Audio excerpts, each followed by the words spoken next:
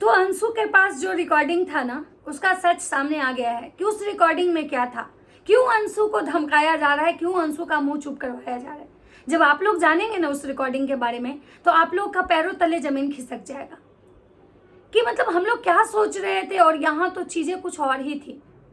अंशु को डराना, अंशु को धमकाना, अंशु के साथ जो कंट्रोवर्सी, अंशु से रिश्ता खत्म करना, ये कहीं ना कहीं सोची समझी एक प्लानिंग है। ये आप मत सोचिएगा कि अंशु के साथ जो भी हो रहा है ना वो बस ऐसे ही हो रहा है। नहीं, अगर आप ऐसा सोच रहे हैं तो आप गलत सोच रहे हैं। अंशु के साथ जो भी हो रहा है ना, एक स्क्रिप्टेड है, प्लानिंग किया हुआ है, क्योंकि राज परिवार को कहीं ना कहीं ये चीज समझ में आ चुका है कि ये लड़की जो है ना, ये हमारे जो राज है, जो इसके पास हमारे राज हैं, और ये राज बहुत सारे लोगों को ये दे चुकी है। अंशु अपने तरफ से वो रिकॉर्डिंग बहुत सारे लोगों के पास दे चुकी है, और उस रिकॉर्डिंग में क्या है, मैं आज उसी टॉपिक पे बात करूंगी। और मैं इस टॉपिक पे भी बात करूंगी कि आखिर अंशु को मतलब ब्लैकमेल क्यों किया जा रहा है, क्यों अंशु को डराया जा रहा है, क्यों अंशु को ये मना किया जा रहा है कि तुम वीडियो नहीं बनाओ, क्यों अंशु को कॉल करके धमकाया जा रहा है कि अगर तुम वीडियो बनाई तो तुम्हारे साथ। नमस्कार, कैसे हैं आप लोग? उम्मीद करूँ बहुत अच्छे होंगे, स्वस्थ होंगे, मस्त होंगे और अपने काम में व्यस्त होंगे। मैं प्रिया शर्मा और मैं अपने इस नए वीडियो में आप लोग का स्वागत करती हूँ। आशा करती हूँ जो हमारे चैनल पे नए जुड़े हैं हमारे चैनल को सब्सक्राइब करेंगे, लाइक कमेंट से मुझे बहुत सारा प्यार देंगे। दोस्तों, आज मैं बात करने आई हूँ अंशु शुभम ऑफिशियल। अंशु मुफट है, अंशु बदतमीज है, अंशु में बचपना कोई कहता है अंशु बच्ची नहीं चच्ची है। मैं भी कहती हूँ, मैं लोगों की नहीं बोलती, मैं खुद भी कहती हूँ कि अंशु कभी कभी तो इतनी समझदारी वाली बात करती है कि लगता है भाई ये लड़की तो सच में बहुत सिंसियर है।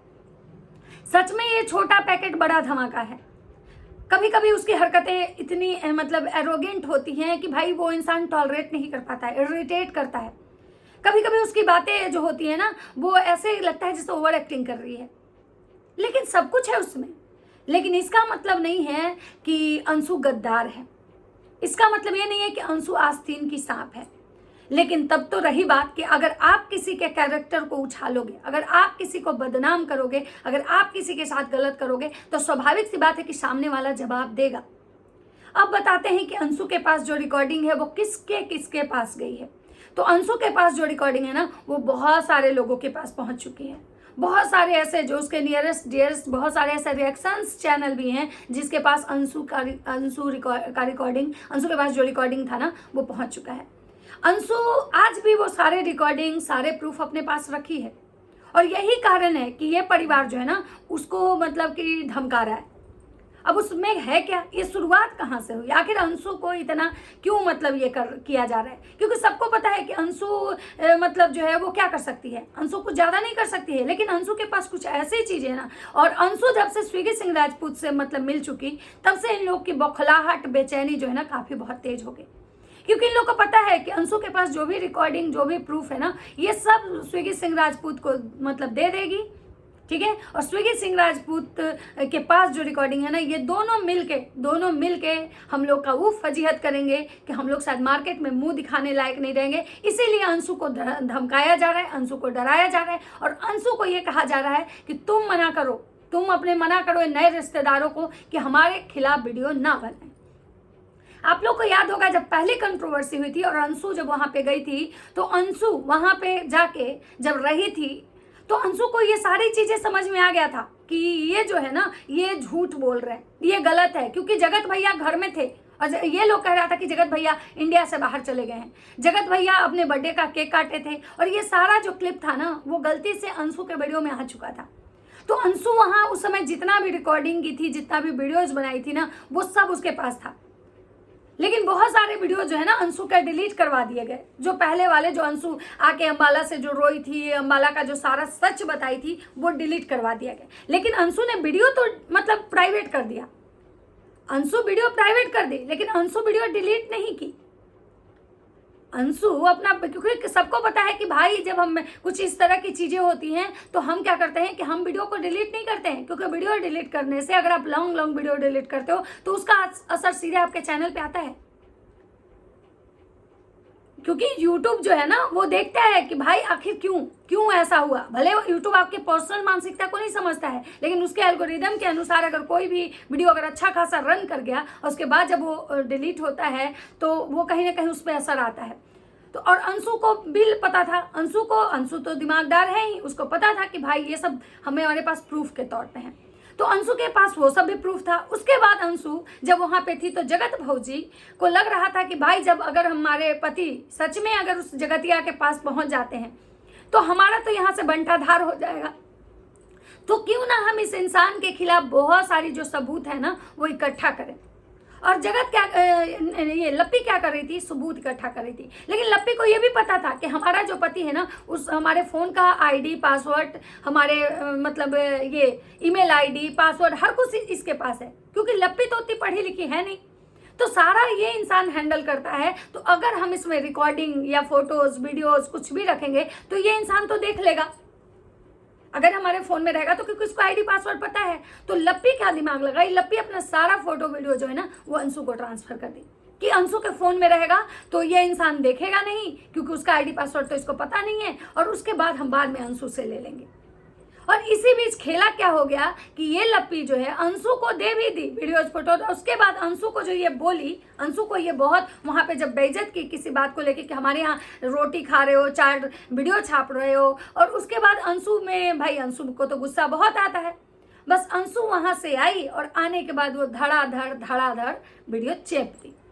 अंशु जब वीडियो चेप दी, कंट्रोवर्सी तो उस समय से शुरू हो गया, क्योंकि दोनों सब परिवार में ये हो गया कि भाई हमारी, और ये जो थी बेंगलोर वाली जीजी उस चीज़ को हवा दे दी कि भाई हमारी भाभी के दुख के समय में ये लड़की उनके खिलाफ वीडियो बनाई, ये हमारी भाभी का दुख का समय था जहां उनको सपोर्ट की जरूरत थी, वहां ये लड़की उनको बदनाम करने के लिए आई। माता जी का भी यही वर्षन था कि हमारी बहू को आज इतने मतलब बुरा समय है, और इस बुरा समय में बाहर के लोग तो मजे ले ही रहे हैं, तुम तो घर की हो, तुम क्यों मजे ले रही हो, तुम ये सारे फोटो वीडियो डिलीट करो। माता जी प्रेशर दे के मतलब उसको मतलब ये फोटो वीडियो डिलीट करके लेने के लिए धमकाई।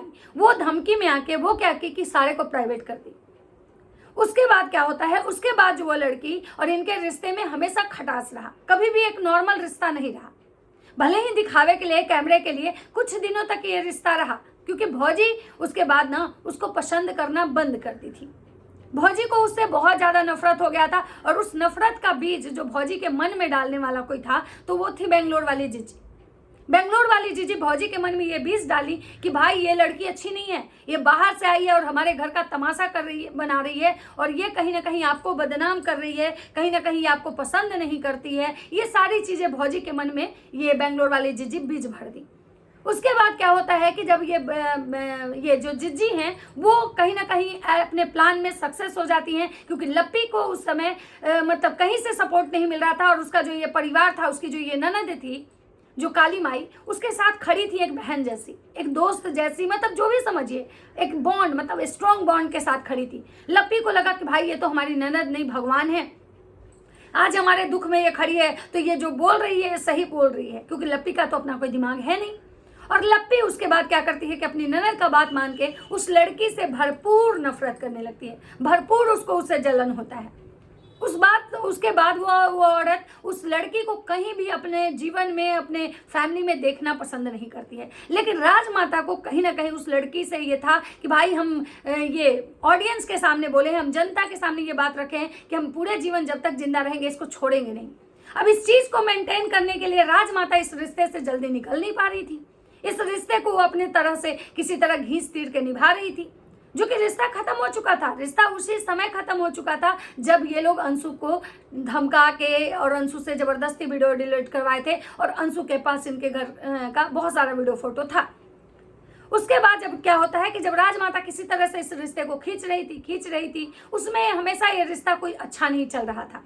उसके बाद जब अंबाला वाला कांड हुआ तो उसके बाद आप लोग देखें जो सामने आया, उसके बाद जो था फिर ये भौजी आती हैं, फिर उस लड़की से ये माफ़ी मंगवाती हैं। वो लड़की माफ़ी मांगती है, वो अपने पति के साथ आती है इनके घर में, और हर एक इंसान के सामने जा के हाथ जोड़ के माफ़ी मांगते हैं कि हम अब आगे से ऐसी गलती नहीं करेंगे, क्योंकि राज परिवार है, ये जब तक लोगों को झुकाता नहीं है इन लोगों को संतुष्टि नहीं होता है। इन लोगों को लगता है कि भाई हम वाईटी के राजा हैं और ये लोग हमारे प्रजा हैं, और प्रजा हमेशा झुक के रहनी चाहिए।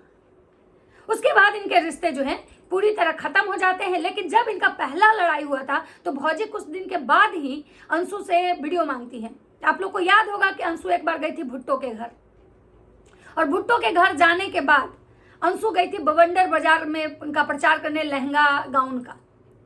तो भुट्टो को वहां जाने के बाद अंशु जो है ना वो वीडियोस फोटोज दिखाती है, अंशु वहां दिखाती है भुट्टो को, और भुट्टो वहां पे क्या करती है, अंशु के साथ गेम कर जाती है। भुट्टो देखती है पहले वो फोटोज वीडियोस, उसके बाद अंशु ये जगत भौजी को बताती है कि भाई तुमने किसी को दिया है ऐसा ऐसा, वो मुझे दिखा रहा था। उसके बाद भौजी का अपना एकदम खुलता है, बोलती भाई तुम दो हमको अपना मेरा फोटोज वीडियो। वो लड़की कहती भाई हमने तो, हमारा तो मेमोरी फुल हो गया था फोन का, इसलिए हमने सब डिलीट कर दिया। जो कि वो लड़की भी दिमाग लगाई थी और वो सारे जो मतलब इनके वीडियोज फोटोज थे ना वो पेन ड्राइव में स्टोर करके रखी थी। उसके बाद ये जो सिलसिला था ये खत्म हो चुका था, ये नहीं चलता, ठीक है, ये चीजें भी नहीं आती। लेकिन लोग कह रहे हैं ना कि वो लड़की पोक की, वो लड़की मतलब वीडियो फोटो दिखाने की धमकी दी थी कि मेरे पास पेन ड्राइव में है। नहीं, आप लोग ध्यान से सुनिएगा, जगत भैया का एक लाइव या वीडियो जो भी है, लाइव ही है शायद, उसमें वो बोले हैं कि भाई हम जब आएंगे ना इंडिया तो पूरी तैयारी से आएंगे। वो मिसकैरेज अम्बाला में क्या हुआ था नहीं हुआ था, क्या बात नहीं बात, सारा का हमारे पास रिकॉर्डिंग है, सारे का हमारे पास प्रूफ है। फिर उसके बाद अपने सास के बारे में क्या बोला गया था, अपने ससुराल वाले के बारे में क्या बोला गया था, किसके ऊपर कितना गंदा आरोप लगाया गया था, ये सारे फोटो वीडियो हमारे पास हैं। और हम ये सारा कुछ लेके आएंगे सोशल मीडिया पे और हम लोगों को दिखाएंगे। तब अंशु उस लाइव में ये बात बोली थी अपने पति के साथ कि तो हमारे पास भी वो सारे जो प्रूफ था ना वो सारा हमारे पास भी है। और उसके बाद जो है, उसके बाद फिर से उसको धमकी मिलने लगा कि अगर तुम मेरा फोटोज वीडियो रख के तुम आस्तीन की सांप निकली, उसको ऑडियंस से गालियां खिलवाने जब ये लोग लगे तो वो झूठ बोल दी कि हमारे पास नहीं है, जो कि सच है कि उसके पास है, ये सच है कि उसके पास है। लेकिन वो इस बात से मतलब मुकर गए इसलिए क्योंकि ऑडियंस उसको बहुत ज्यादा गाली दे रही थी, आस्तीन का सांप, ये वो लंदफंद, बहुत सारी चीजें। उसके बाद बात करते हैं कि अब भौजी को आखिर इतना छटपटाहट क्यों हो रहा है, क्यों उसको मतलब इतना ट्रोल करवाया जा रहा है, क्यों उसको धमकाया जा रहा है, ऑफ कैमरा कॉल करके भी उसको धमकाया जा रहा है कि अगर कोई वीडियो फोटो तुम्हारे साइड से आता है तो हम लोग छोड़ेंगे नहीं, हम लोग तुम्हारा वो फजीहत करेंगे जो तुम कभी सोची नहीं थी। तुम्हारे पहले के जो रिलेशन, शादी से पहले तुम्हारे जो जो अफेयर थे ना, जो सब कुछ हमको तुम्हारे बारे में पता है, वो सारा कुछ लेके हम लोग सोशल मीडिया पे आएंगे। क्योंकि अब इनको पता चल चुका है कि भाई अब ये तो हमारे दुश्मन, दो दुश्मन एक साथ इकट्ठा हो गए हैं और हमारे वो दुश्मन के पास भी हमारी बहू के खिलाफ बहुत सारे सबूत हैं, बहुत सारा उसका काला कारनामा है मेरी बहू का उसके पास, और इसके पास भी है ही। और अब ये दोनों मिल गए हैं, दोनों हाथ मिला लिए हैं, तो अब सोचिए कि दोनों जब साथ में आएंगे तो हमारी बहू का ना इज्जत रत्ती भर नहीं बचने वाला है। और यही कारण है कि अंशु को धमकाया जा रहा है कि हम तुम्हारे पुराने अफेयर्स, पुराने जो रिश्ते थे, तुमने क्या क्या किया है शादी से पहले, तुम क्या मतलब क्या करती थी, कहाँ कहाँ गई थी, क्या क्या तुम्हारे राज हैं, जो कुछ भी वो सारा हम लेके आएंगे।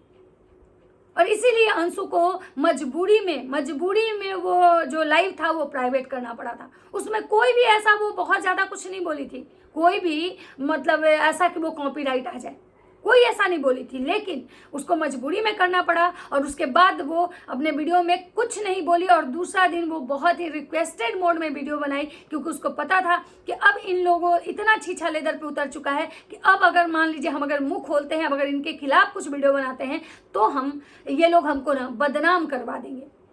भले ही आज हम देखें किसी भी लड़की का, भले ही आज ससुराल वाला साथ हो, आज भले पति साथ हो, लेकिन पता है समय बदलते समय नहीं लगता है, कब किसके रिश्ते किस मोड़ पे जाके कमजोर हो जाए। और पति पत्नी का भी रिश्ता, एक बात मान लीजिए, कितना भी अच्छा क्यों ना हो, कितना भी अच्छा बॉन्ड क्यों ना हो, लेकिन जब पति पत्नी के मन में एक दूसरे के प्रति कभी शक जब आता है ना, तो आज हो, 10 साल के बाद हो, 20 साल के बाद हो, वो पति या पत्नी ताना मार ही देते हैं। जगत भैया को देखिए, जगत भौजी के इंगेजमेंट के बाद ही जगत भैया को ये चीज पता चला था कि वो किसी और से बात करती है, रत भर किसी और से बतियाती है। लेकिन जगत भैया उसके बाद भी वो रिश्ते को बहुत अच्छे से निभा रहे थे, कुछ नहीं अपनी बीवी को बोले थे। लेकिन जब उनके रिश्ते का अगर हुआ, जब उनका जगत दीदी वाला कांड जब आया, तो देखिए जगत भैया अपने आप को बचाने के लिए वो अपनी बीवी को के भी मतलब अफेयर्स को सामने लाए थे। तो कहीं ना कहीं ये चीज तो है कि भाई अगर किसी का भी रिश्ता, किसी का भी मतलब पहले का ही अफेयर चाहे कुछ भी होता है ना, अगर वो ससुराल वाले के सामने या पति के सामने या समाज के सामने आता है ना, तो ये समाज भले ही आज उसको ताना ना दे, कल जरूर इस बात का ताना देगा। ये पति उसका आज भले ही कुछ ना बोले, लेकिन कल भविष्य में जब कभी झगड़ा होगा एक दूसरे से तो जरूर बोलेगा। क्योंकि एक लड़की, एक औरत का इज्जत ही सबसे बड़ा होता है, जिसकी वजह से औरतें चुप रह जाती हैं, जिसकी वजह से औरतें अपना मुंह बंद कर लेती हैं। आज जगत दीदी क्यों जगत भैया से ज्यादा नहीं उलझी, क्यों उन पे स्टे लगवाई? क्योंकि उनको पता था कि इस इंसान से हम उलझेंगे, जितना ही इससे हम झगड़ा करेंगे उतना ही ज्यादा हमारा जो काला चिट्ठा है वो बाहर आएगा, उतना ही ज्यादा लोग जो है ना उनको प्रूफ मिलेगा। तो अंशु की भी समझदारी इसी में है कि भाई ठीक है, चलो जो भी है, सबसे बड़ी बात है कि ऐसे लोगों से, आस्तीन की सांप अगर तुम थी तो आस्तीन के सांप ये भी हैं। तुम अगर इनको डसने वाली थी तो ये भी तुमको कोई बकसने वाले नहीं थे। तो चलो, ये जीवन में सीख है, और जगत भैया के साथ जितने भी लोग रहते हैं शायद सबके लिए सीख है, क्योंकि ये रिकॉर्डिंग इनके घर में लगा हुआ है, ये किसी को भी कभी भी बदनाम कर सकते हैं। बाकी आप लोग को क्या लगता है, अपनी अपनी राय कमेंट सेक्शन में जरूर दीजिएगा। तो चलिए, मेरी वीडियो अगर अच्छी लगती है तो लाइक कमेंट शेयर जरूर कीजिएगा। तब तक सबको बाय बाय।